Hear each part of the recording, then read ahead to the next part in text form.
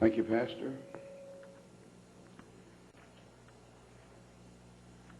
Some time ago, I was in a conference in another state, and I preached.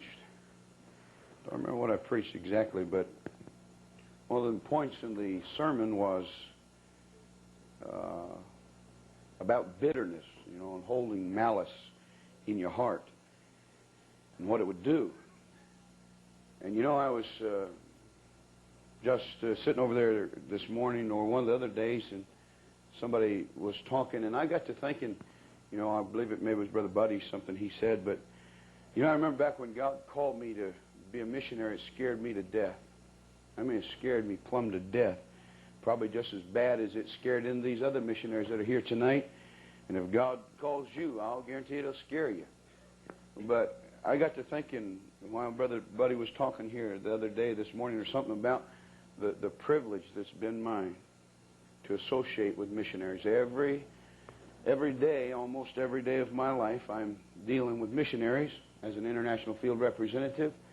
I'm either on the phone to one, or on the phone for one, in the office with one, or somewhere going down the road with one. And I was in a particular city in a meeting, and after the service, I was walking. I was wringing wet with sweat, and I was going somewhere to get a dry shirt or something, and somebody caught me by the arm, and it was just a little missionary's wife. They're young folk. They're just getting started, eating beans and rice, and just started on deputation. I don't think they had $100, $200 a month. And her husband had been on the phone calling pastors, and you'd have to be a pastor, I guess, to really appreciate that, or to be a missionary to understand it. And this fella called. Matter of fact, it was right there in that city. And his wife, I believe it was, answered the phone. And she put her hand over the phone and told her husband, it's so-and-so missionary. And the fellow said, and of course, the phone wasn't muffled good enough, and he heard it. He said, not another one of those missionaries calling me. He said, tell the bum I'm not here. He said, I'm sick nigh unto death. Well, these missionaries coming around with their hands stuck out. This missionary's on the phone listening. He said, tell him to send me his prayer card, letter, etc. So when she got back on the phone, he said, sister, that's all right. He said, I heard every word he said. You tell him that God bless him, and I'm sorry that I bothered him. And so that night, that particular pastor, and I wouldn't know him if he were to walk in the door. I wouldn't know him, didn't even ask who he was, didn't want to know who he was. But that night he was at that meeting. And that dear little missionary lady who had been living out of a suitcase, eating pork and beans, and pork and beans, and pork and beans. He drove up in his Olds 98, which there's nothing wrong with. And thank God, and I believe I don't begrudge a pastor nothing they have, brother. And if anybody got the short end of the stick, it was the pastors. But you can imagine how it worked on this dear lady's heart. She's doing without. And to see the disappointment in her husband's face and all. And she was relating this to me. She came to the altar and she was having a hard time. She said, seeing him sit there and listening to him shout and everything. And he didn't know that this was the particular missionary that was there. He'd never met this man before. And I recall I prayed with her. And I told her, I said, sister, I said, don't you worry. I said, they ain't all like that. I said, you're going to run into some. And as I was saying that, you know who I thought about? I thought about Brother Eastep and the folks here. I thought about 5 or 6 other folks that I know of. And I thank God for allowing me to be involved with missions and missionaries. And tonight I want to do what the pastor told me to do. He told me that he's heard me tell, I guess, 4 different stories, illustrations, to illustrate a point. And he said he'd just like me to somehow use those. So I said, I guess I would. I went home and I worked out an outline just to use them. I've never done this before either, brother. I have never worked out a message to use using an illustration and build a message around it. I've never done that before. But I told him I would. And if you'll open your Bibles to the book of Job, to the book of Job in chapter 14. Hold your finger there and turn to Psalm chapter 34. The book of Job.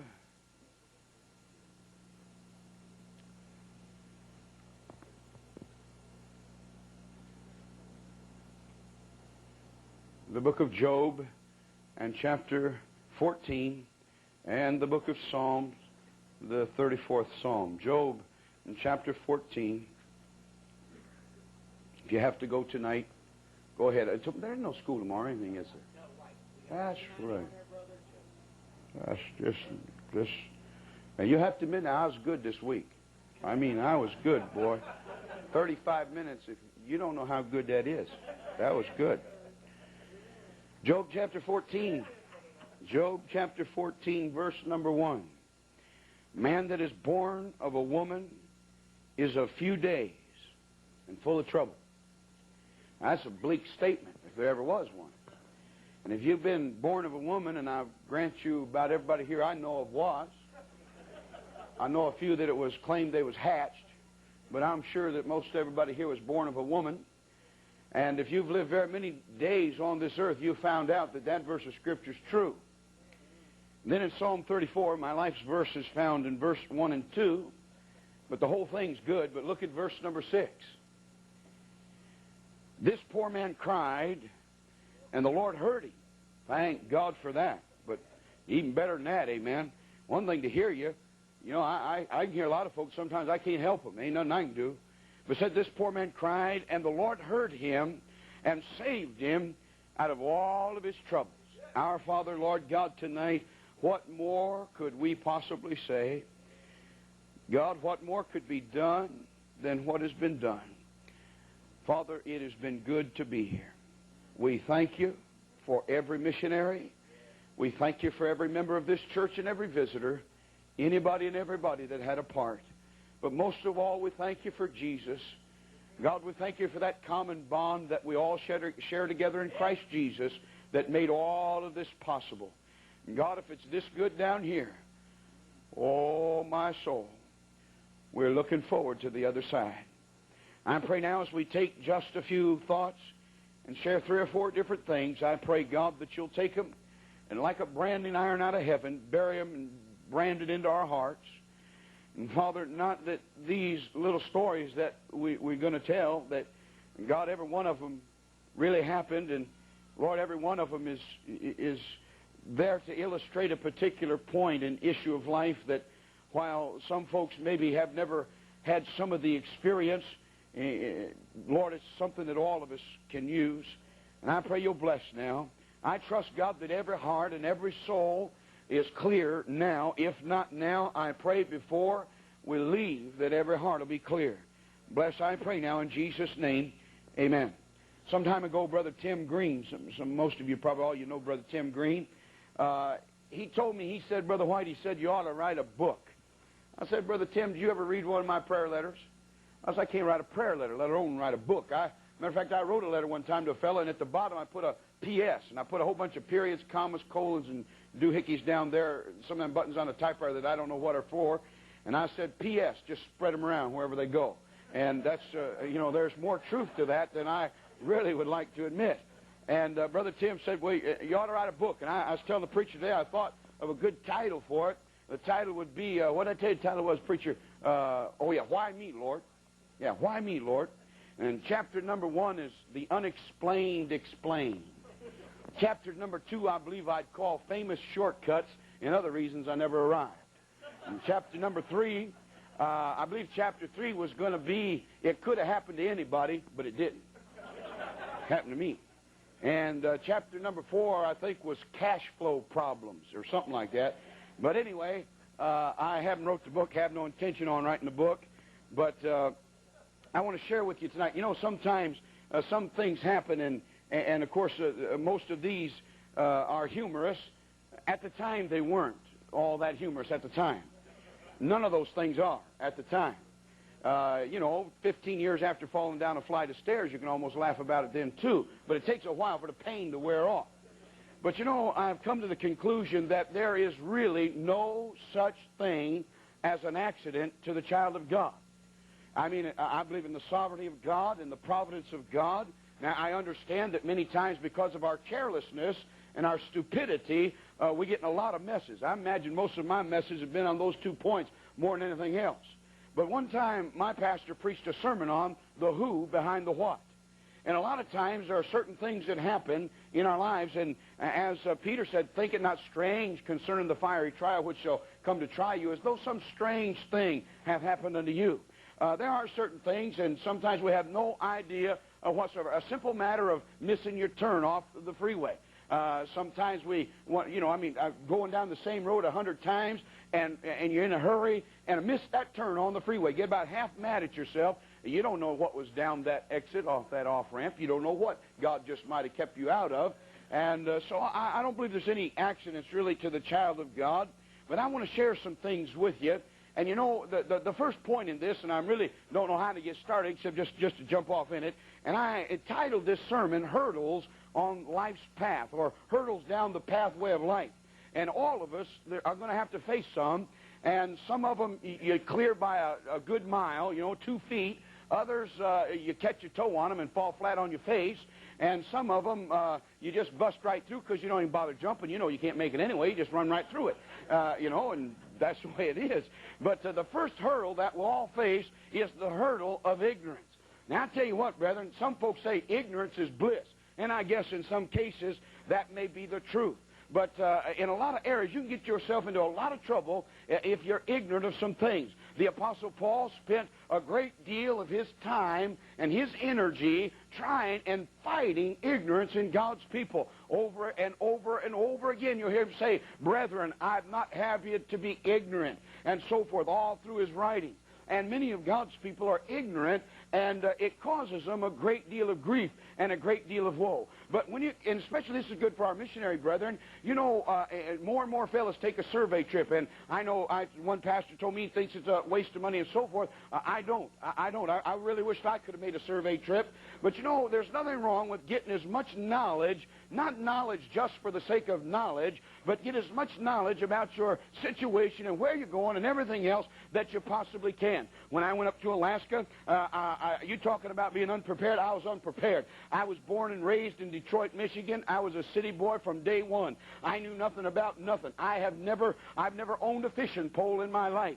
I never have, just never, and I don't care much about fishing. I've went a time or two. I love to eat them, but I ain't got no use for catching them. I just got better things to do with my time standing there with a pole with a little spring on the end of it in the water. I just never have, that don't turn my crank, more or less. I just find other things better to do. Matter of fact, I had a fellow one time going to take me fishing, and I told him, I said, "Brother, I don't want to go." I was down in North Carolina, and I said, every time I ever went fishing, I always get a backup lash. That's what I call them anyway. I said, my brother one time gave me a fishing pole, was supposed to be backup lash proof. It was one of these Italian or French models, and you couldn't see the string, and I guess he thought maybe since I couldn't see it, I couldn't possibly foul it up. And you push a little button in the back and throw it, and just take your finger off when you want it to stop. I made one cast with that pole, and it wouldn't work anymore. We took the thing apart, and it looked like an explosion in a kite string factory inside of it. And I get tired. I sat there the rest of the day trying to figure out this mess, and I just don't, and I told him I don't want to go. He said, "Brother, you come with me." He said, "I'll give you a backup lash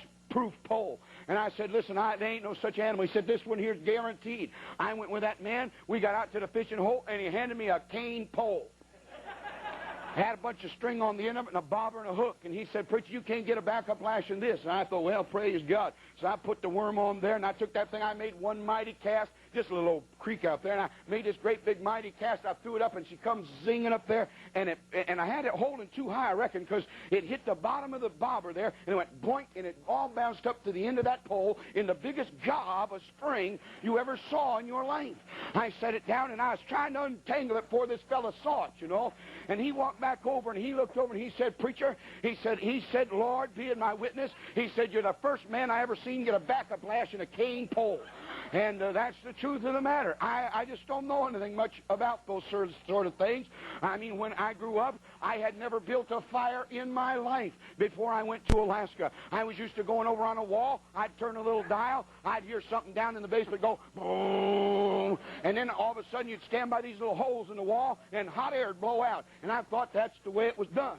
Brother, I got up to Alaska, I found out that ain't the way it's done. And brother, when it gets 50 below zero, you've got to get some hot air blowing out of some hole somewhere, brother, or you're in a world of trouble. And I recall I never built a fire in my life. And I was bound and determined. I will grant you this. I learned how to build a fire. I can build a fire. My goodness, I mean, I'm one of the best fire builders in the world, but it took me a lot of heartaches to learn how. I recall one day I went up and I'd get up at 4 o'clock in the morning and go up to the church building to build up the fire. It'd take me that long to get that fire going. We had an old fireplace up there, and one day I went up and I told my wife, I said, honey, I said, put the pancakes on. I'll be home in 30 minutes. She said, now you know you ain't going to be home. She said, you'll barely get here in time to get me and the kids to get back up there. I said, no, honey, I'll be home. I got this fire routine worked out. I went and got in my truck, and I put a 5-gallon can of gasoline in the back. I went up there. I was determined I was going to get a fire going that morning. I got in that building. I took those logs, and I put them in that fireplace. I had a word of prayer over the logs, too, and then I doused it down real general and liberal with probably a gallon and a half of gasoline. I took the can. Thank God I had sense enough to take the can to the back side of the building. I came back, and I stood alongside of the fireplace being over here. I struck the match on my leg, and I was going to throw it in. I just got it right there, and I didn't have to throw it. I was holding the flame, and that thing went kaboom. And I mean, it singed all the hair off of my arm. It singed the side of the hair off of my... I preached for 2 weeks without no hair on the side of my head. My eyebrow, I was beating the fire out all over me. And I thought, well, praise God, at least I got a roaring inferno going. And I walked around there and looked, and there wasn't 1 ounce of fire in that fireplace. It done bloated all up the chimney or something, but there wasn't none in the fireplace. And every log in that fireplace was blowed right out in the middle of the auditorium, blew over 3 rows of seats, blew soot all over a white floor. And I sat down in a chair, and I literally cried. I said, Smokey the Bear, if I had you here, sucker, I'd choke you. I said, you're the biggest liar that ever walked in the woods. I said, you'll never convince me that anybody ever started a forest fire by throwing a match into a pile. I even tried that, bless God, and it didn't work. I struck a match and threw it and just walked off and said, maybe it'll start, you know. That didn't even work. I said, oh, I'd say this. Well, sometimes if you're ignorant, you better smarten up, amen, and figure it out. I went out, and I didn't have a lot of support, but I was needing some extra money, and I took a contract to cut some timber. I had never cut a tree in my life. I took a contract to clear 210 acres. I had never seen an acre of ground in my entire life. I could not draw you a picture of an acre of ground. I had no concept of an acre of ground. But I took a contract to clear 210 of it. I learned what an acre of ground is. The man took me up in a helicopter way back in the bush, and man, we was in the boondocks in the bush already. We went even further back. He lit down on top of a hill, and he was pointing to the map, and it looked, you know how on the map it only looks about like that far. That's a long way when you get right down there in the middle of it. And he was pointing out the boundaries. He said, now, I said the line goes out this way, and said goes up over that hill and goes right up there in that tree line. I said, you talking about that tree line way over there? I said, yeah, that's the one. And he said, then it comes back and swings around down this valley. He said, and down there in that creek, down to the far side of that bank over there. I said, wait a minute, you're talking about that creek way down there? He said, yes, sir. Man, I'm in a mess. I went and I got my chainsaw. I never held a chainsaw in my hand in my life. I never ran a chainsaw, didn't know nothing about it. But I was going to do it. And I got out there, and I know how, I mean, you know, I'm macho. I know how to be a man. I threw that saw over my shoulder like I'd seen some of them lumberjacks do up there. And I walked out there, and I know how you do it. You pull that thing, and then you stick it on a tree, and you say, timber, you know, and she falls over. Any fool can cut down a tree. And so I got up there. I got me a pretty good size one up there. And I mean, there's a bunch of trees in 210 acres, I'll tell you. And I got that old saw, and I was down in southeast. I went way up there where Lime Village is. I mean, these trees grow big down there, buddy. And I got that saw, and man, matter of fact, I even felt kind of good, you know. I was standing out there, you know, all that sawdust blowing out. I felt like Macho Duck in person. I mean, I was just going, and so I said, and I heard it crack. It made this awful awful sounding crack. And I pulled the chainsaw out, and I didn't bother hauling timber because there wasn't no other fools out there besides me. And I saw that thing, and all of a sudden it started to fall, but it didn't fall the way it was supposed to. It started falling right back toward me. And, buddy, I took off and running. I grabbed that chainsaw, and I headed out. And all of a sudden, and only God's grace kept from just, it would have crushed me splat in a flitter, but that thing come crashing down. It just looked like the whole world turned green. I mean, the whole thing crashed down around me, and then when I was waiting to hear the crunch, and there's these two big limbs about that big that just went on either side of me and kept that tree from just falling on me, and there I was laying on the ground on my back, and I had that hot muffler against my leg. Oh, I couldn't move. I was trying to get out of the way, and I was laying there, and I thought, now, what am I going to do? I tried to crawl out. I tried to get my pocket knife out. I was going to cut my way out. I said, man, I just whittled on that big limb there. Couldn't move my hand hardly no more than that. I said, I'm never going to get out of this. And there's a lot of wolves around there, and I heard these wolves way off in the distance. And I started cutting real quick, you know. And I said, man, this ain't... And I said, I'd holler for help, but the nearest help's 20 miles away. I said, wow, what am I going to do? And I laid there, and the mosquitoes, oh, you'd have to be up in Alaska to appreciate the mosquitoes. Oh, my soul, they got mosquitoes up there. I'm just telling you, between the mosquitoes and the gnats and the little things they call no-see-ums, brother, they just eat you alive. And I mean, them gnats is flying around, and I tell you, ain't nothing more pestering than a gnat. But when you can't get up there to slap them, it's just terrible. I mean, it's flying up and crawling up my nose, and I'm going, now I'm blowing boogers out and everything, trying to get them out. And so finally I laid there, and I said, well, if I'm going to get out, I'm going to have to get myself out. Ain't nobody going to get me out. I prayed, and God didn't even send Gabriel now. And I got that old chainsaw. I'll tell you, you go home and try this. Lay on the living room floor and lay a chainsaw down and put your leg half on it and then try and pull it. I couldn't pull it out further than that. I go, trying to get it to start. And I worked and I sweated, and I kept trying to pull it, and finally pulling it, and and I cut my boot. Matter of fact, I still got a mark in my boot where it cut my boot. And I cut my way on out. And I finally got the 200 some odd acres cut. But during all of that, I learned a whole lot. And there's still a whole lot of things I'm ignorant of, but I know how to start a fire and I know how to cut down a tree. But I didn't learn nothing else. And, you know, I found out about some of these hurdles in life. You know, you ought to take everything as a learning experience. One missionary asked me, he said, Brother White, he said, another story I'm going to tell you about in a little while, but he said, Brother White, he said, why do you suppose that happened to you? I said, so it wouldn't happen to you. I said, that's why. That's one of the reasons why. So as it won't happen to you. And so, I said, you see, you ought to take everything in life as a learning experience. And, okay, so you have been down the rock pile. I mean, just, if you have to go down, don't go down for the same thing. I mean, don't make a return trip. The second hurdle in life. Now, after you get over your ignorance, and you begin to get it's great when you first get saved that you don't know a whole lot. Oh, I'm telling you what, if I'd have known all of this when I got saved, I think I'd have stuck a gun in my mouth and pulled the trigger. I mean, really. Say, well, it's great. Yeah, it's great, but man, them rock piles ain't so hot. And if I thought, when God saved me, if I knew God was going to call me to preach, I'd have fainted. I'd have had a heart attack.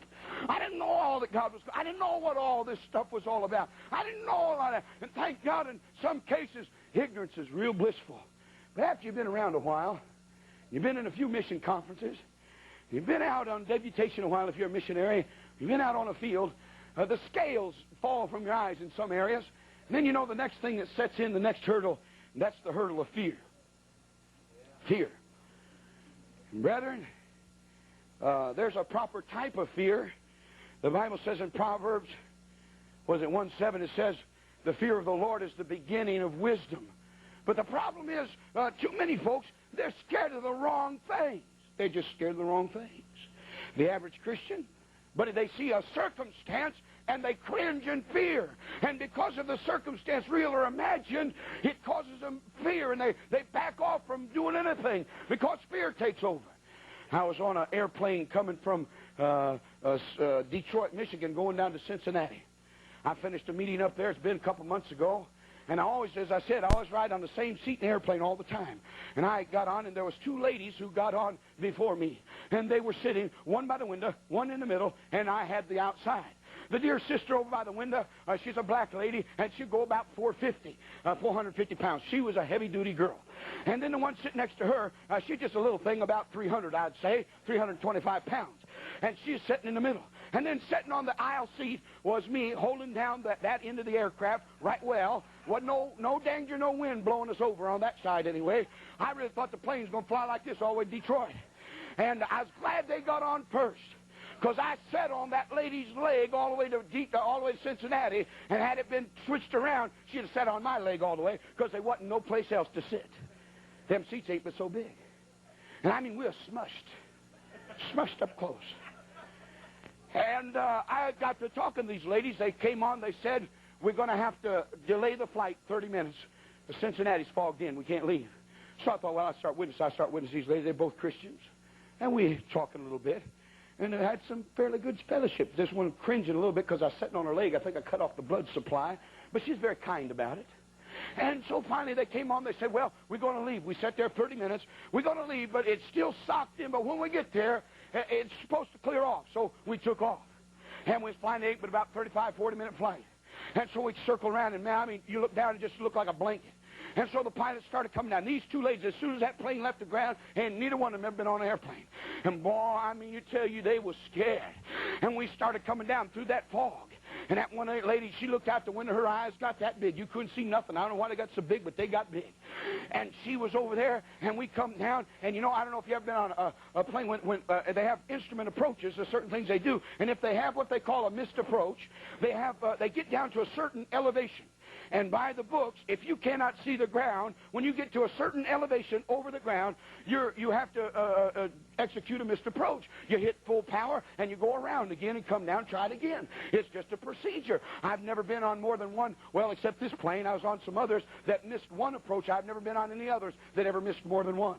We came down, and he got down there. We kept getting lower and lower and lower and lower. I peeked out, couldn't see nothing. I figured, man, we're going to miss this approach sure enough. And so he came in, and all of a sudden you could feel that plane shudder. He firewalled that thing, and then he started out on a 45 angle banking, climbing turn according to the approach plate that he was following. And he started, and that old plane just started shaking, and the wheels went up, made that booming sound when they got up in there. And that dear old colored lady must have jumped a foot off of that chair. I mean to tell you, brother, she got her hands together and she started praying. She said, "Oh, merciful Jesus, merciful Jesus." I mean to tell you, she was praying.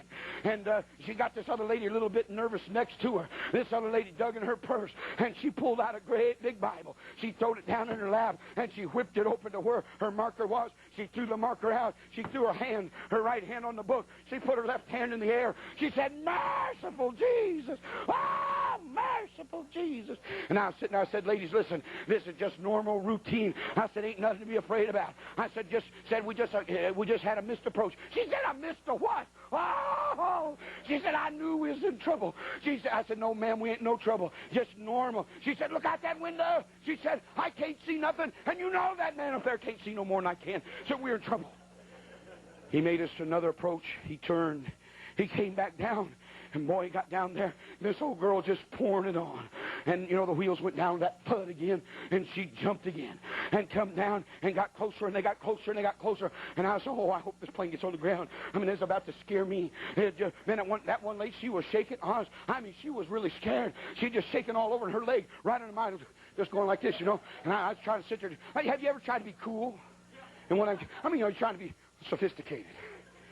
And you're sitting there going like this, you know, because this other lady's jerking so bad, you know. We got down there and all of a sudden missed another approach. I mean, he firewalled that thing. That old plane took off. And I mean, the wings just shuddering on it. And boy, this one girl, she just screaming and hollering and calling all kinds of attention. And I said, "Ladies, really?" I said, "Everything's all right." She said, "Listen, you said you was a preacher." She said, "If you're a preacher," she said, "why don't you pray?" She said, "Get a hold of God." I said, "Man, you know, that ain't half a bad idea." So what'd you do, man? I said, "Merciful Jesus." I said, "Get us out of this mess." Well, we got on the ground, you know. And when they got on the ground, I mean, I thought they were going to kiss the ground. And they was really praying. I mean, but the problem, they're afraid of the wrong thing, amen. Now, I have a kind of a warped sense of humor, I guess. But here the other day, and don't misunderstand me, but you know that one plane over there crashed in Dallas, and all the folk in the back got out. So everybody bought their ticket for the back. I told my wife, I said, man, they're crazy. The back ain't no safer than the front. The next wreck over in England, everybody in the front got saved. And I don't know, I looked at that, I said, man, now if that ain't a joke, I'll tell you what. All those folks, and probably stood in line to get a prime back seat. They became crispy critters for it. Well, listen, you know, I mean, you better be prayed up, friend. Yeah. Whether you're sitting in the back or in the front, over the wing or what, you better be prayed up. And memorize the exit. That's always good, too. But fear. But you know, I found out that most of the time, most Christians and missionaries, everybody included, most of the time, we invent boogers and everything that don't exist. We spend all of our time wrestling with a conjured up something that really is dead. Which brings me to my next story. The day Brother Jim killed a dead bear. I became famous for that in Alaska. I was in Alaska. I had never killed anything bigger than a rabbit. And this dear Indian fellow, whom I led to the Lord, he was going to take me bear hunting. I said, all right, I'd like to shoot me a bear. I finally killed 4, but the first one about put me out of bear hunting business. Went out in the woods, and he didn't have a gun. He just went around with me for the ride. And he pointed out this bear. Great old biggest black bear I've ever seen in my life. From the tip of his nose right up in here after I had him skinned out, down to the butt of his tail is 6 foot. Now, that's a big bear. That's big anything. And he said, right out there he is, preacher. Well, I couldn't even see him. I said, what are you talking about? He said, right over there. He said, about 80 yards away. And I looked, and sure enough, there was one. I had a 30-06 with a scope on it. I put her up there like Davy Crockett. I come down on that old bear, and boy, I was so excited. And I guess I must have wiggled a little bit, because boom, and I hit him, but I hit him down here somewhere. No, bear spun around and was clawing at his side, and then he took off running straight up that hill where we was. And here he comes. And I mean, they're fast, brother. And old Brother Herman said, shoot him again, preacher. Shoot him again. Well, I didn't want nobody to think that I didn't know what was going on. I just racked in another shell like Bawana Don. I said, you got to stay cool, calm, and collected. Don't panic. I calmly raised my gun up. But that bear wasn't really going, he was excited. I was calm, he was excited. And when I put it up again and I come down on it and I looked through the scope, and that bear got so close that it looked like this top of this pulpit here, looked like somebody hung a black rug up in front of that scope. I couldn't see nothing. All I could see was black fur rippling, you know. I said, oh, whoa, man. I know I ain't got but one shot left. I ain't very smart, but I didn't come to town on a load of pumpkins, amen. I know that I only had one left. And I was trying to peek around the scope, and it didn't have a peephole under it. And Brother Herman says, go ahead, shoot him again, preacher. I said, yeah, okay. And I was trying to peek around. He said, shoot him, preacher, shoot him. And I said, yeah, all right. And he's my feet saying, run, fool, run. And I said, don't panic. I said, I got everything under control. And that bear, man, he's coming for all he's worth. And finally, all of a sudden, I heard a rustling in the bushes, and here's old Herman, man. He's just hauling down the road. And he said, shoot him, preacher! Shoot him! And I mean, I wanted to join him in the retreat. I'm telling you, but I knew that bear would catch me sure enough. And I knowed I wasn't going to catch that Indian. I don't believe the bear would have caught him. And so I didn't know what to do. And I said, Lord, direct this here bullet. That bear, I was on top of a little knoll, and he'd come up over it. And oh, I'm telling you, it's one thing to see him in the zoo between the bars. It's another thing to see them stuffed out there in a lobby. But when you get in their own hometown and you see them huffing and a-puffing and slobber's dripping out them fangs, them big claws, and here they come and blowing stuff out of their nose. And buddy, he got up there, and I dropped it down like this, and I knew I couldn't miss point blank range. I wasn't any further, I guess, from here to where the preacher was, and I was going to just pull the trigger. I was going to throw him the gun, and I was going to run. Just about that time, I started saying, oh, God, and I was going to pull the trigger. And I said, oh, and I scared the bear, I reckon, because he stopped. And all of a sudden, he run off that way. And I waited till he got out, and he started climbing up over an old snag, and I let him get out there, and I said, kaboom, and I got him, and I ran out back of the head and killed him. So my heart's going, I said, hey, Herman, come on back, buddy, I got him. Try to act cool. Like I do this every day of my life. Come on, brother, I got him. So we went over and I put my gun up against a tree. I had a .357 and I took it out. We poked him with a stick, made sure he's dead. Took my gun out, stuck it in his old ear, and I said, kaboom! Put the old coup de grace on him. Ain't no more problem from that dude. Holstered my gun. We got down there, we was going to skin this old bird out. And we got to working. And he's down in this gully thing. So I got down under the bear. We're trying to roll him over. I got under him, had that big paw up over my shoulder. And I was a-pushing for all I was worth. Herman had him by the back of the neck on the shoulders, pulling him by his fur. And I was a-pushing. And all of a sudden, the old bear rolled. And when he did, I went poop, and I right on top of that bear, right on his chest. Well, I didn't know it, but he had some air trapped in his lungs. And when 200 and some odd pounds squished down on his chest, it, of necessity, forced the air out of his lungs. And his head was right there, his mouth right by my ear, so it sounded worse than it was. But all of a sudden, I heard something. And if ever my blood ran cold and my heart stopped, it was then. Man alive. I thought, he's got me. He's got me. And thank God I didn't think of my gun. If I'd have thought of that .357, I'd have holes all over me. All I could think of was my knife. I rolled over and I whipped out my knife. And I got that bear by the neck. And brother, I mean, I was plunging that knife. Whomp, whomp, whomp. And man, I had to hold the bear, see, and I was wrestling him while his arms was flaring like that. I thought he was fighting. It's just me pulling him around. I mean, brother, the old adrenaline got to pumping. I was sinking that knife in clean up to the hilt. And I know it had to be adrenaline because about an hour later I tried it once more. I couldn't get it to go in 2 inches with all my strength. And old Herman, I noticed out of the corner of my eye, he's laying on the hill, holding his side, and he's laughing. I said, Herman, get the gun, get the gun, get the gun.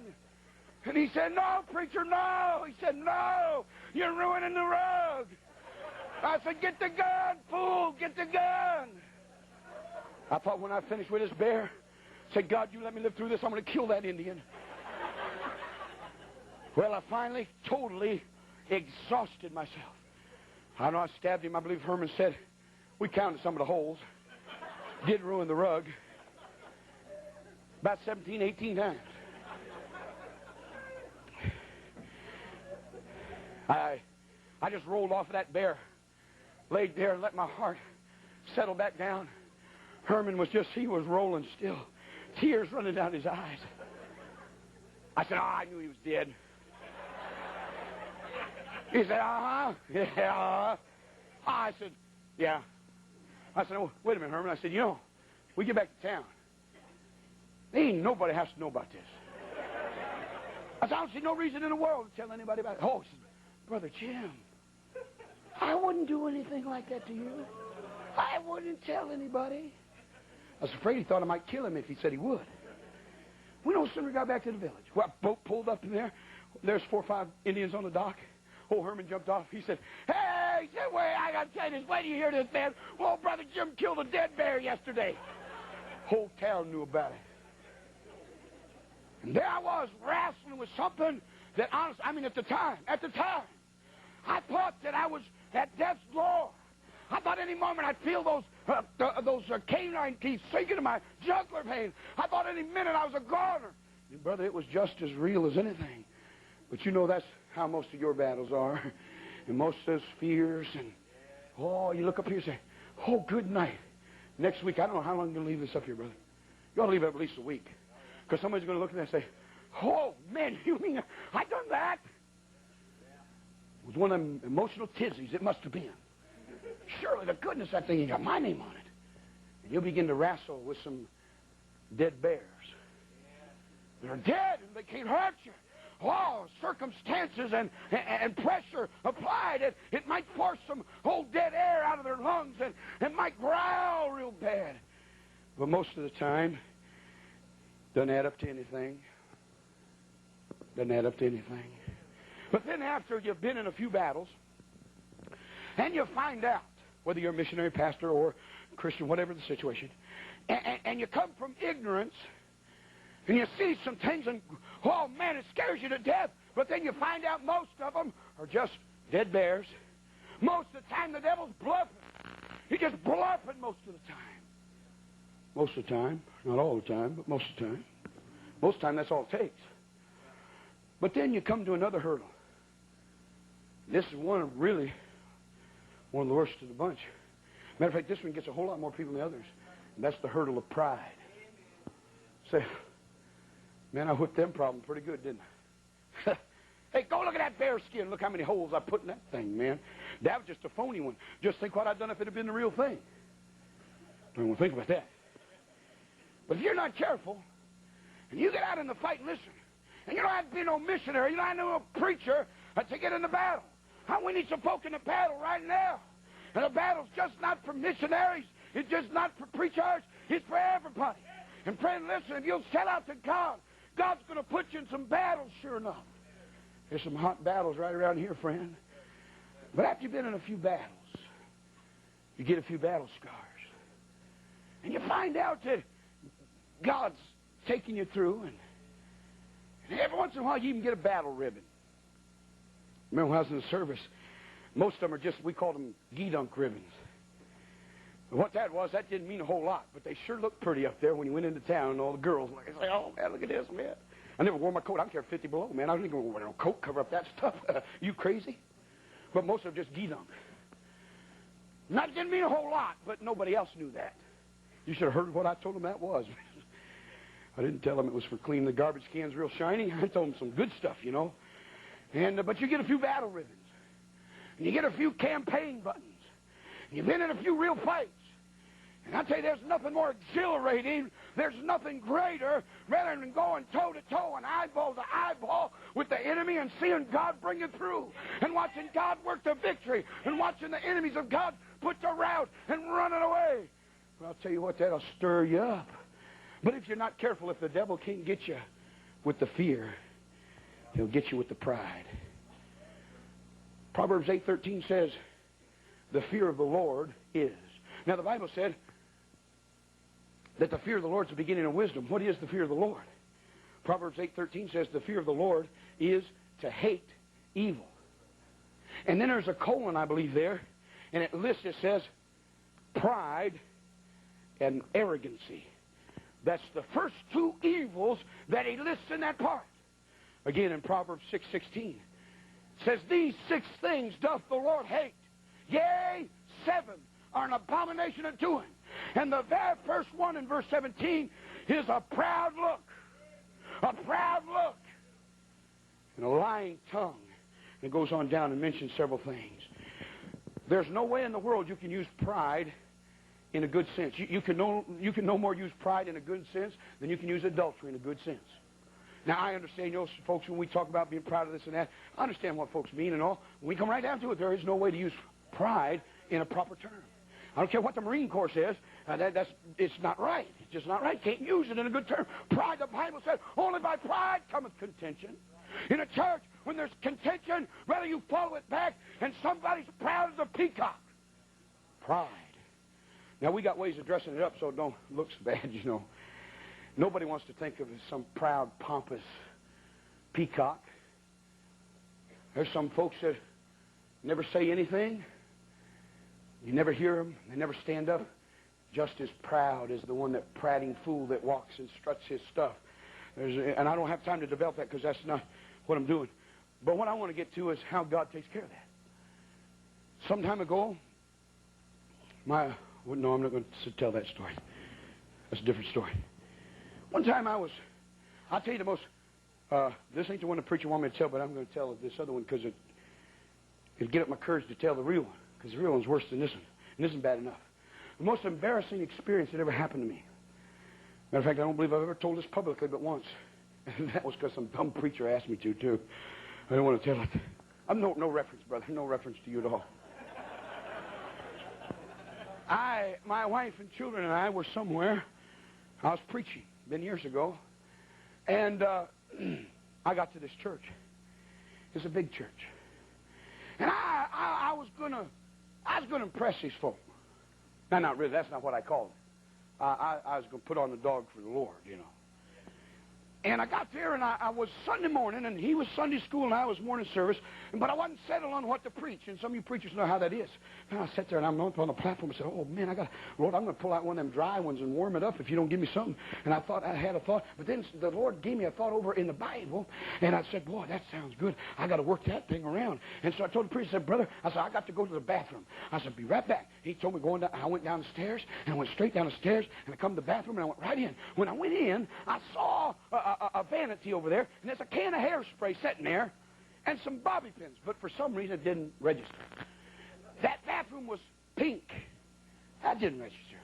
They had 3 stalls in that bathroom with these little curtains. Didn't have doors, had curtains. Little flowery-looking little curtains. That didn't register. I had one thing on my mind. I had a sermon. I opened up the middle one. I went in, and I got very comfortably situated on the throne. And I got my Bible out. And I was at work. Oh, I said, glory to God, I ain't never seen this before. Man, I was just at work. All of a sudden, the door opened, and I heard something that sounded familiar like high-heel slippers. And I listened for a minute. I said, nah, couldn't be. And I was working there. And this dear lady came, and the one right next to mine. She got in there. And I heard a swishing of a dress in nylons. I said, now, wait a minute. I've heard that before. You see, I got a wife and 3 daughters. I live in a girl's dorm. I mean, man, around my house, you go to the bathroom in the morning, first thing, the pantyhose monster attacks you, You got to fight your way through all that junk. So I know all about that kind of stuff. I'm the only man in our house. And I said, I've heard that before, but this ain't the right place for that sound. It's not supposed to be here. And I sat there and I said, wait a minute. You know how the partitions are, on the side. For some reason, they don't put them all the way to the floor. They're about this high. So I bent down and looked. Sure enough, here sits 2 high-heel slippers. Little red slippers. Open-toed sandals. Prettiest little pink toenail polish you ever saw in your life. And I said, that poor woman, bless her heart, she done got in the man's toilet by mistake. Poor little thing. I still didn't want to admit defeat. And I was sitting there wondering what, and I don't want to embarrass this girl. And I looked up and I saw these little flowers on this little thing. And they're like a ton of bricks. I saw that can of hairspray when I walked in. And I saw them 3, 4 bobby pins. And I said, oh, no. I'm in a woman's restroom. Oh, God, how'd I do this? And I sat there and I said, what am I going to do? What am I going to do? I said, Lord, I ain't never been to this church before. This man don't know me from Joe Doe, from Kokomo. Oh, what am I going to do? And I got there, I said, oh, my goodness, if I can see her feet, she can see mine. And I whipped them up. And then I got thinking, man, there ain't no door lock on it, just a curtain. And I grabbed that curtain. And I sat there. And you try this when you get home. You hold your feet up about 1.5 feet off the ground for a while, brother. You're talking Charlie horse, man. I'm talking bad news. I began to cramp in my thighs. And if somebody would have pulled that curtain at all, I'd have had the death grip and just flopped over, and I've been peeking out. They wouldn't have got it open. And I sat there, and I'll tell you what, you talking about praying. Oh, you talking about praying. Praying high didn't have nothing on me that day. Brother, I was confessing everything. I was making them up to confess. I said, oh, God, I'll do anything. I said, Lord, get me out of this mess. Oh, I could just see it now. Sex pervert arrested.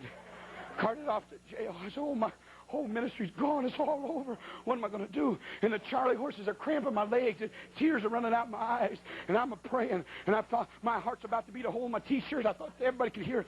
And boy, she got done. Oh, soon she got up. I jumped up, was in, walked 2 more. I sat back down. I raised my feet up, and I held that curtain. I said, oh, Lord, what am I going to do? And at one time, I had one on each side of me. I had a couple out there at the sink, and they're talking lady talk. Oh, you talking about it? Oh, embarrassed. I didn't know what to do. I said, oh, God. I was going to just go and stick my head in the toilet and flush it till I drowned it. I didn't know what to do. And I said, Lord, if you just let me out of this mess, I promise I'll always read the signs. I said, God, I'll read them if they're in Braille. God, I'll take Braille. I'll take Spanish. I'll take Hebrew. I'll take anything. Oh, God, just get me out of this mess. Well, upstairs, they're waiting for Brother White. They're singing, and they're singing, and they're singing. He sent a man down. He said, go see if Brother White's all right. He went down to the restroom. He ain't come back. He went down and come and said, preacher, he's not in there. I wasn't. I was on the other side of the wall. And finally, everybody got out again. I was in there about 15 minutes. 15, it seemed like an eternity. Man, I jumped up and I was going to get out of there and walked another one. I sat back down. I said, oh, God, I can't. My nerves can't stand it. Lord, I said, I'm going to scream. I said, God, I'm just going to start hollering. I said, Lord, I got to get out of here. I got to get out. And then I heard this lady. She was over at the sink, and she was humming. It sounded like my wife. I said, now, Lord, I'm going to peek out. Please, please, Lord. It'll be bad enough if it's my wife. But God, please let it be my wife. I never wanted to see my wife so bad in my entire life. And I started to peek. I said, I can't do it, man. There's a mirror over there, and if I peek out and it ain't my wife, she see, oh, I can hear her now screaming. I can just see the ushers running in, grab me by the collar and pulling me out. And I said, oh, God. So finally, I said, I got to do something.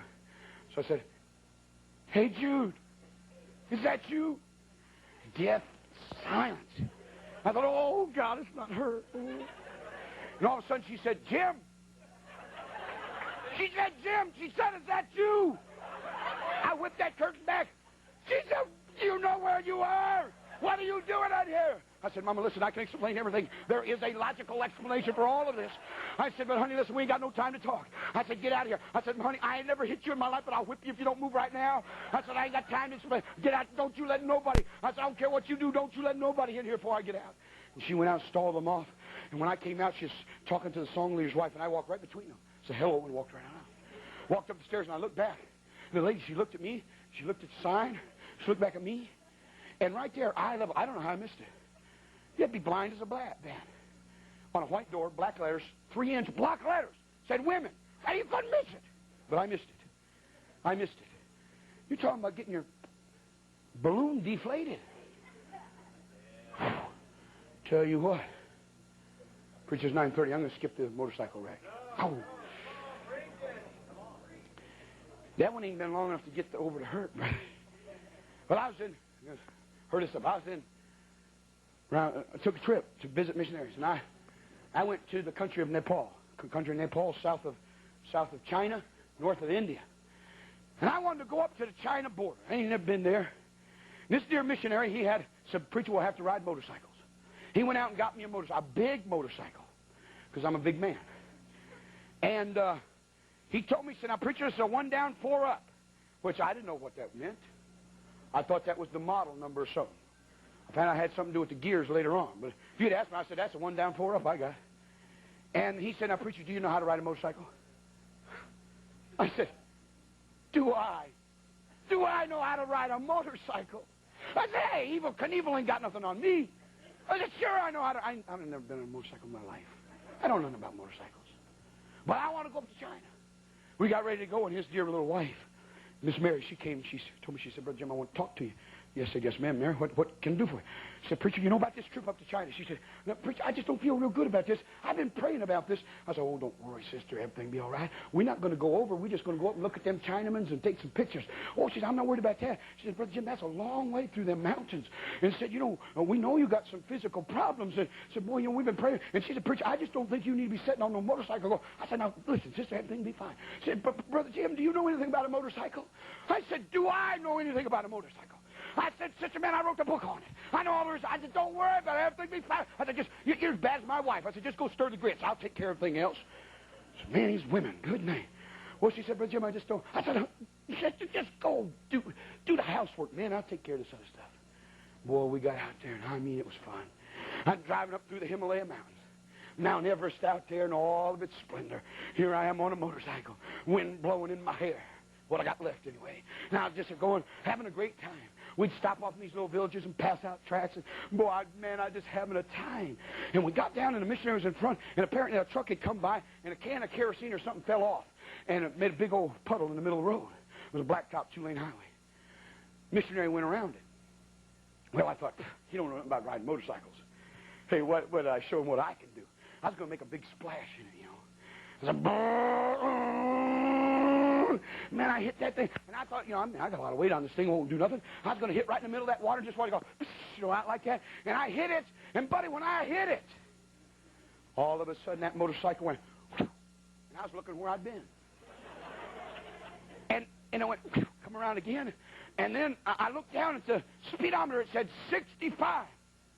I said, oh, sweet angels, here I come. because I know that I ain't going to hit the ground going 65 and live. Well, it was calibrated in kilometers, not miles per hour, but so really it was only 37. But friend, I want to tell you something. 37 miles an hour with nothing between you and the asphalt but a pair of britches is rough. And I hit, well, it wasn't too bad at first. All I could think of was getting away from that thing. It went over, and thank God I had a roll bar on it, it probably tore my leg off. I went right under it. And I was kicking away. And but when I hit that wall, matter of fact, I was going so good, I passed the motorcycle up. Wow, right through that wall. But and it wasn't half bad. And, but when I hit the dry pavement, and these folks, they talk about how when you get in an accident, everything goes in slow motion. Man, they're lying to you. Don't you believe that stuff? Ain't nothing went in slow motion for me. The whole world just exploded. And I was praying for unconsciousness. I was scooting. And also, there went my britches. Seat of my britches, man. And I was still going. By this time, I'd slowed up to about, I think the britches took up a little bit of the blunt of it. I was going about 25 miles an hour. And I went to see them underwear. Now I'm going about 15 miles an hour. And brethren, after that, he was hiding hair and all over the highway. And man,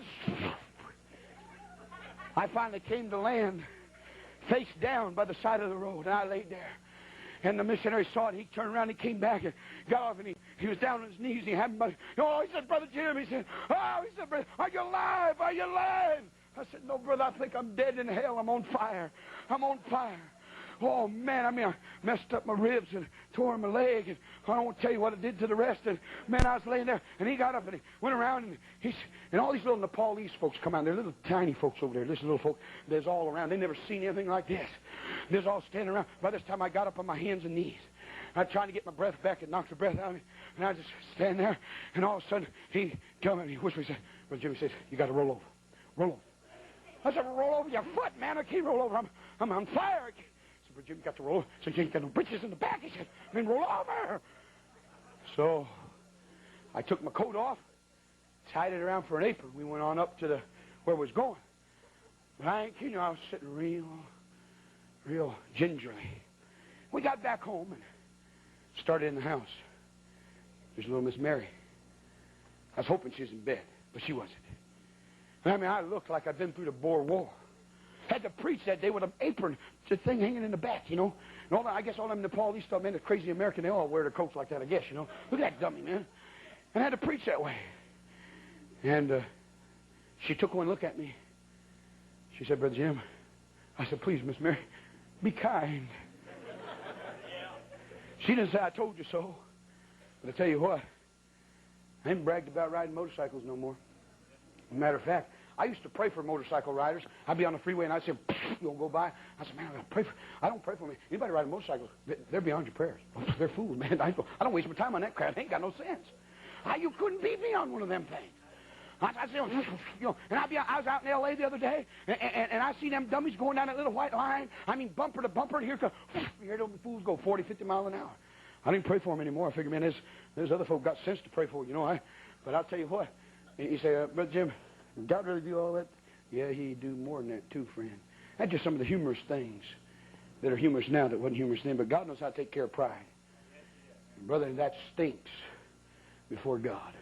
And after you get through the innocent stage and the ignorance, and you've been through a few battles, and if you're not careful, instead of looking up there in shock and say, oh, no, did I really? Next year about this time, say, hey, remember all the flags I put up there? Where would this church be without me? I guess I showed them how to do it. If you're not careful, you say, it will happen. Yeah. It will happen. The devil can't get you one way, friend. He'll come at you, and then I close with the last hurdle. And that's the hurdle after you've been through many of these things, and maybe God takes you down to a rock pile or few. There's the hurdle of capitulation, quitting. Everybody gets, I guess, tempted once in a while to quit. Everybody thinks about it. A lot of folk get discouraged. But there's nothing to...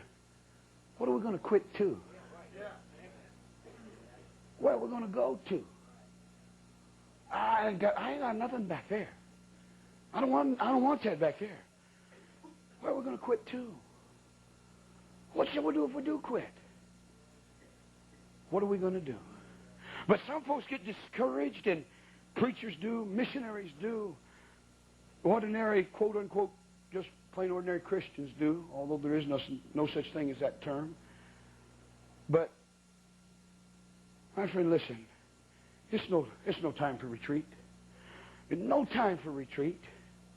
And, brethren, after you've been through a few battles and you see some of the brethren turn tail and run, and you see somebody stab you in the back, and you get off of this rock pile, and you set out to do something for God, and it seems like the thing just deteriorates. Sometimes some folks just throw in the towel. Say, I'm done. I'm going to quit. And I'll tell you what, friend, it's already been said, and it's true. It takes more than a burden to constitute a call.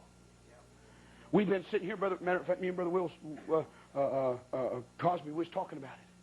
I have wanted to go to at least a dozen different places this week. I mean, when Brother Wilson was showing them slides on Brazil, good night. If he'd have went 15 more minutes, I'd have jumped up and took up an offering myself for a plane ticket down there. I want to go. I want to go. I want to go to Mexico. I want to go to Brazil. I want to go over yonder to South Africa, to that, wherever that place is. I mean, I can't see, and I suppose I see about as many missionary presentations as anybody, and I always want to go. I wonder about folks that don't want to go. But I can't go. That's not what God has for me. And maybe that's not what God has for you. Because I'll tell you what, friend, and my missionary brethren, some of you that have been on the field know it, you that haven't will find it out, the devil can slap every bit of the burden you ever worked up in a year out in 6 weeks. And if you haven't been called of God, you'll not stay. You'll not make it. You'll come home on the first boat home. It takes more than a burden. It takes more than some starving children. It takes more than seeing some slides and some old folks. It takes more than that. It'll take a call of God. Now, God will use a burden. I wouldn't give you a flip-flop for a missionary that couldn't convince me that he had a burden for. But if he ain't got no burden, I don't know what in the world he's going to do. But it takes more than a burden. Greatest illustration of determination. Somebody one time asked me, said, Brother Jim, is this story true? Yes, sir, it's true. All these stories are true, matter of fact. When I was in Alaska, most of you know I don't like animals. That's an understatement. I hate them. Had a dear lady in the church. Matter of fact, I got in more trouble. The only other thing I get in more trouble over preaching than, and I don't preach on animals, but I sometimes mention them as illustrations. I preached one time on Santa Claus. I got cussed by a fine, dedicated Christian fella because I told his kids the truth or something, he said. But I got in trouble about that. But I get in more trouble about animals. This lady wanted to talk to me one time. She said, there's something wrong with you. Well, she wouldn't tell me nothing I didn't know. I've known that a long time. But she said, there's something wrong with somebody don't like animals. I said, well, sister, you pray for me. You know, I just don't like them. And I don't. I don't. I've got a dog. Matter of fact, the only dog that that bit me that I didn't kill is at my house right now. He's my watchdog. I got him to be a watchdog. Somebody said, I asked him if he bit. He said, no, he won't bite you. First day the sucker bit me. I mean, he got me. I was out there and I was putting this thing down the ground, a chain, you know, and that's another reason why I don't like, because I don't like seeing them chained up or caged up. Some folk like to go to a zoo. I believe that borderlines on immoral. Locking them animals up, honest. Now, please, let me qualify this. This is Brother White's opinion, all right? So if you like to go to the zoo and watch the monkeys and everything, please don't get mad at me. I just don't get no enjoyment out of that. Man, the thought of caging me up, man, it'd take 15 grown men to get me in a cage. I figure them animals, they probably got enough feelings. They don't like to be caged up neither. I just don't like that. I don't like that. And I don't like animals either. But anyway, I had to chain this dog up. And so I was putting this thing down there, and all of a sudden he's sitting over there. He's going, "Rrr." I said, hey, Fido, watch your mouth, man. I'm your new master. You're on dangerous ground, boy. And I was going over. All of a sudden he went, "Rrr." And I looked over, and he had his ears flat down. Hair bristled on his neck. And now I don't know how they do it, but they curl their lips back. You don't show them teeth. I said, all right, Fido. It looks like attitude adjustment time for you, turkey. I said, you got to get things straight right now. So I pulled back my hand. I went, whoop, and I was going to slap him. And whoa, and he got on my hand.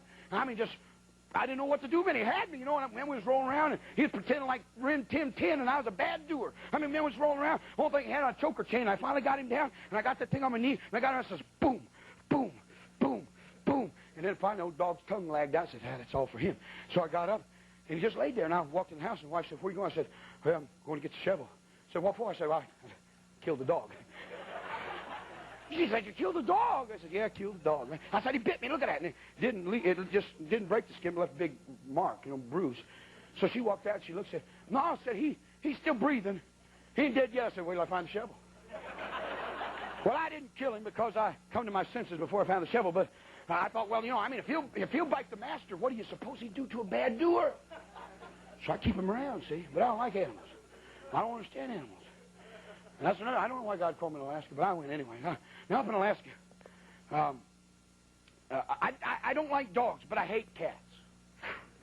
Hate cats. Just can't stand them. But something I hate worse than a cat, and that's a rat. And up in Alaska, we had these little animals called shrews. Miss Sherry, this is special for you.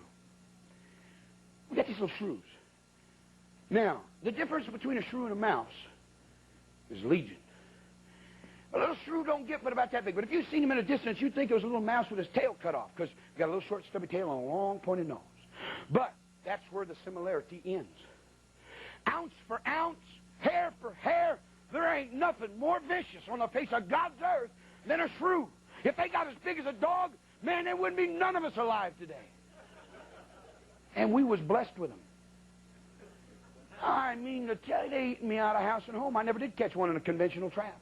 I made one of my own. I invented one. I got me a 5-gallon can. I drilled a hole through it, put a wire through it with a Maxwell House coffee can. I filled it up with about 1.5 gallons of water, and I took this coffee can, greased it up with bacon grease. I built me a little ramp up to it, and I caught 39 one night. They'd walk up there, jump off to get that grease, and whoop, in the water. And I lay there and listen, going squeaky, squeaky, squeaky, until they drowned. And I got a big kick out of listening to them. But man, we had shrews, and so I went out and I got a book, read up on them. This fellow wrote this book, and he said, these shrews, he said, and their heartbeats and their metabolism is so fast, said they got to eat 5 times their normal body weight every day just to exist. That ain't getting fat, man. That's just existing. So praise God, I don't mind that, but man, they're all hanging out in my house. I'm feeding the whole crew. And he said their heart beats so fast that if you could sneak up behind one of them and clap your hands or make a loud noise, said it'd have a heart attack and it'd kill it.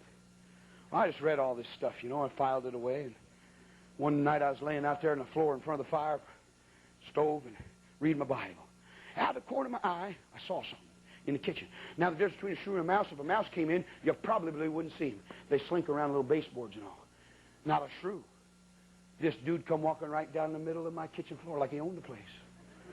I looked there, I said, man, the audacity of that little rascal. I wouldn't have felt half bad if he'd slink like a mouse, but he's walking right down the middle of my kitchen floor. He's coming right toward me. So I'll fix him. He doesn't know it, but I am armed with printed material that he knows not anything about. I got the goods on that dude. I backed up behind the stove, and I waited. Didn't take long. Here the little dude come right out there. I had him. Right in the middle of my living room. I just leaped out. I whapped right on my stomach, right in the middle of the floor. I clapped my hands, and I said, boo! And I figured, poor little dude's dead in a hammer. And there I was, about this far from that guy. The little fella didn't even flinch. He went down on his hunkers real quick. Bristled the hair upon his neck. Curled them little lips off the ugliest little needle yellow fangs I ever seen in my life. That little guy, every muscle in his little body was tense like a spring. And there I was, that far away, looking into the coldest, stony, beady eyes I've ever seen. And that little dude started making a noise, and honestly, I'd have put my hand on this Bible and said, that thing can't make that noise. He can't be saying all of that. He got down there and he said,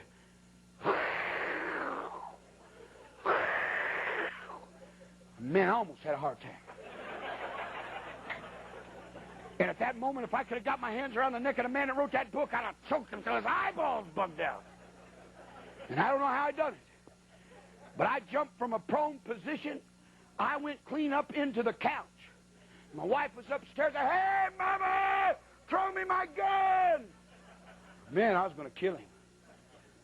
Well, he stood there for a minute and saw there ain't no fighting this dude. He just turned around and walked out. Well, I said all that to say this. I went out the next day and I got me a cat. Got me a cat. Hate cats, but I got me a cat. Went out and got me a cat and got him by the scruff of the neck. I think my daughters called him Garfield. I called him Killer. Trying to help him psychologically because I knew he had his job cut out for him. I got him up there eyeball to eyeball. I said, all right, Killer. I said, I want you to know this right now. I hate cats. And I hate you. You don't know how much I hate you. And I said, you're here for one reason. I don't know how much he understood, but I said, you're here for one reason. To kill shrews. And I said, you do that and you got a home. You don't. And you're dead meat turkey. And I threw him down on the ground. And then, cats, one thing bad about a cat, a dog don't do this, but a cat. They got to run in your legs and rub all over it. Oh, that just aggravates. It took me 3 days to break that cat of that. You got a cat does that, you want him broke? I got it refined down to a day and a half now. But anyway, I got him broke in. He didn't stay in the house either. Somebody said, 50 below was about as cold as it got up around where we was. It wasn't too cold up there, but I said, man, that cat won't make it. I said, oh, yeah, he will. He did. Listen, before folks started treating animals like humans, they used to all live outside. They used to all live outside. And, no, that's enough. I ain't going to get in that because I don't want nobody to get mad at me tonight. This is a wind-up service here. I don't want to get in that subject. Got some good stories about that, too, but let's go on. But so I got this cat. Well, lo and behold, not another shrew in the house. That was great. One morning, I come out about 5 o'clock in the morning. I was going to go down to church. I came out, and there's a little porch there. Brother Nelson, been there where Brother Paul used to live, probably down in the Nilchik. And the little porch, and there's a big driveway there. The house sits on a 3-acre field, and there's 75 million acres all around it. And I heard this awful noise. And here was my cat Killer and this little old shrew over here. And there's a fighting. I never saw anything like it in my life. I stood on the porch and I watched it. I noticed the little shrew didn't try to run away. And I noticed, I watched, and he actually attacked my cat. Honest before God, he jumped on my cat. I don't know if he's the same one who acousted me or not. But I watched, and I was rooting for my cat. I said, kill him! Get him, kill him! I said, oh, don't let him do that to you. Get him. He jumped up and got my cat by the shoulder, and they rolled around. And, man, that cat making awful noise, that shrew going, I mean, they're just going to it. That shrew never backed down one time. And before I knew it, all of a sudden, I started getting a change of heart. I said, this little shrew, man. And I started rooting for the shrew. I said, oh, Sammy, don't watch it, Sammy, don't know. He's going to get you on the blind side, boy. I said, look at you, yellow boy. Watch out for your blind side, left side, man. He's tearing you up over there. I'm coming in for a ride. And because my wife says I get involved in things. Sometimes I get carried away, but I was really rooting for him, And so all of a sudden, and man, we're going, I'm watching this thing about 20 minutes, All of a sudden the window goes up in the bedroom, and my wife stuck her head out. She says, hey, preacher, she said, you know what time it is? I said, no, Mama. She said, what are you doing? I said, listen, Mama. I said, this is the fight of the century. I said, in this corner, Sammy the shrew weighing in at 2 ounces, 3 grams. In this corner over here, Killer the cat, 7 pounds, 13 ounces. I said, honey, they're locked in mortal combat. And I said, I ain't leaving till the fight's over. I said, and if that shrew whips my cat, or my cat backs down from that shrew, me and the cat's going to the dump. And ain't but one of us coming back. And I watched him, and man, that little shrew kept jumping at the cat. And he'd bite the cat, and those shrews, they have poison. They actually have venom in their fangs. Not enough to hurt a human or something as big as a cat, but they keep fighting and fighting. Finally, the little shrew, he jumped at the cat, and the cat made a fancy sidestep, and he went, whoop, and he bit that shrew's head clean off. Coolest thing I ever seen in my life. That little old shrew, man, he went tumbling. He laid down on the ground like this going, just little feet kicking 90 miles an hour. Blood squirting out his head. He ain't got a whole lot of blood, but it's gone, And I walked over there, and I looked at old little Sammy there. If I'd have had a trumpet, I'd have played taps for the dude. And there was just a kick, and I kicked him with my foot a little bit. Said, yeah, dead and hammer. Still jerking, though. Still kicking. Look at this dude. He's still kicking. He still ain't afraid of that cat. And I said, boy, I tell you what. I told my wife, I said, man, I see more fight in that shrew without a head than in some preachers that got a head on the shoulder and a strong pack and brother, a Bible under their arm. And that poor old shrew's got more fight in him than some preachers. My Christian brother, sister, man, don't quit. Don't quit! Don't quit! Press the attack! The time is short! Jesus Christ is coming back! It's no time to retreat! I was telling the preacher about a story. Chesty Puller was a Marine and colonel in there in the Second World War. He was on a particular island. I don't know what it was, but the Japanese were charged. It was the first time that anybody ever experienced a banzai attack. And his lieutenant called up from one of the front posts. He said, Colonel, he said, request permission to withdraw. He said, why? He said, our position is in imminent danger of being overrun by the Japanese. He said, well, shoot the... I'll blank that one out there. And he said, but sir, without ammunition, request permission to withdraw. He said, and Puller got it from his radio operator who was relaying it. He got on, he said, listen here, fella. He said, did the Marine Corps issue you a bayonet when you joined up? He said, yes, sir. He said, well, I suggest you use it then. And friend, listen, there's some Christians, we got issued some stuff, and I'd hate to go to heaven, never having taken a clip out of the belt. I'd hate to go to heaven, never having taken my bayonet out and put it on the end of my gun and got some blood on it. I hate to go to heaven with all my bullets still in the magazine. Glory to God, shoot the last shot, fight with a bayonet till you break it off, then beat him over the head with a butt of a gun. But don't quit. Don't quit. Don't quit. There's too many quitting. Don't quit. Let's pray.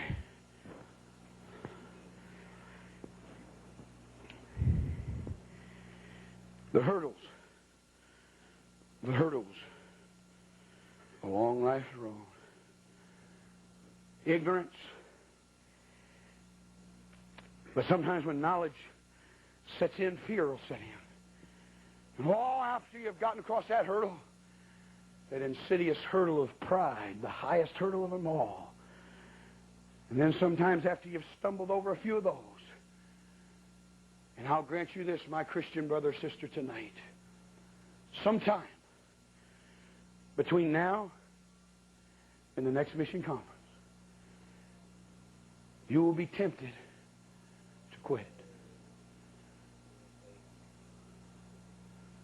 The fellow sitting out at Joe's Bar and Grill tonight didn't backslide off of a bar stool. He backslid sitting where you're sitting tonight. You'll be tempted to quit. You'll be tempted to quit listening first. Tempted to quit telling it. Tempted to quit giving. And finally tempted to quit going. Sometime during this year, when all the hoopaloo's over, the emotions have settled, if it was really God, don't quit. And if it wasn't, why don't you get your rotten heart right with God and get in the fight? My missionary brothers, wherever you go, you remember about folks like this at home, holding the ropes. My brother, don't quit. Don't quit. You're out on the field and it's dark and it's lonely. It's cold. You remember there's some folk back home that love you and are praying for you. Don't quit, preacher.